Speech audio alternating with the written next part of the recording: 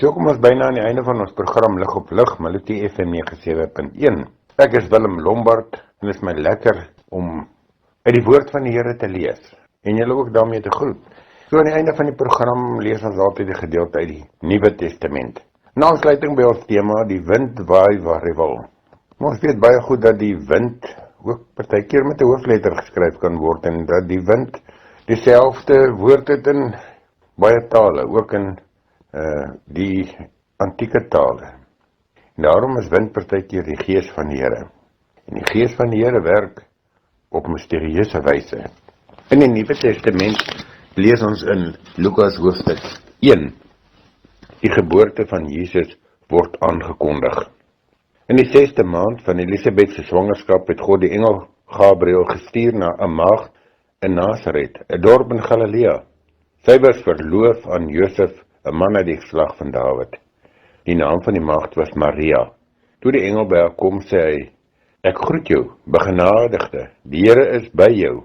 Sy was verbuisterd oor die woorde en het gewonder wat die begroeting tog kon beteken. Die engel sê toe vir haar: "Moenie bang wees nie, Maria, want God bewys genade aan jou. Jy sal swanger word en 'n seun in die wêreld bring en jy moet hom die naam Jesus gee. Hy sal groot wees en die seun van die Allerhoogste genoem word.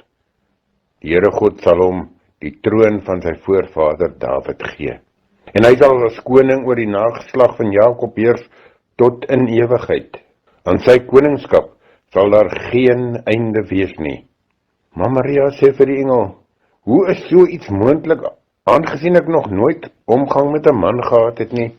En die engel antwoord haar: "Die Heilige Gees sal oor jou kom, en die krag van die Allerhoogste sal die lewe in jou wek. Daarom sal die een wat gebore word, heilig genoem word, die seun van God.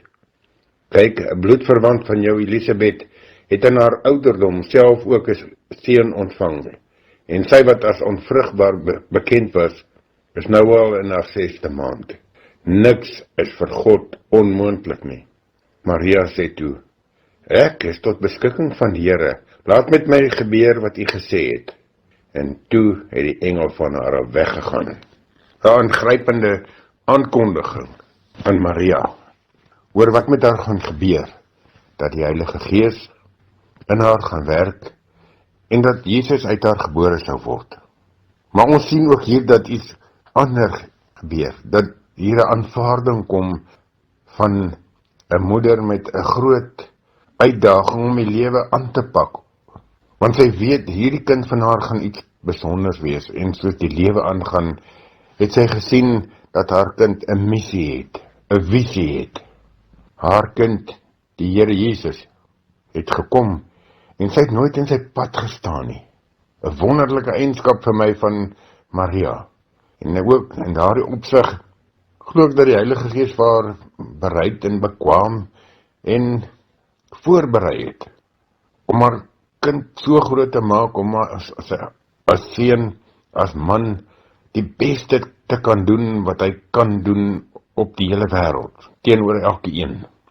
Dat dit uitdagend was, dat dit 'n alleenpad was om te loop, ja, dit weet ons. So alleen dat dit op die eind, sonder vriende, met verraaiing deur vriende, sonder ondersteuning van enigiemand, dat hy stokkiel alleen aan die kruis geëindig het.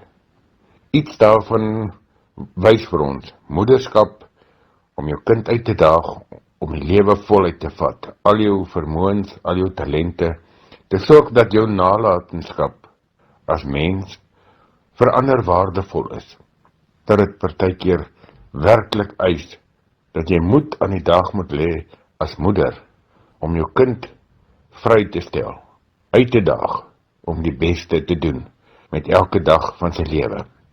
Ja, vaders ook, moeders ook, kom ons los ons kinders, kom ons daag hulle uit, om die beste te doen, met elke stukkie, greintjie, talent in hulle.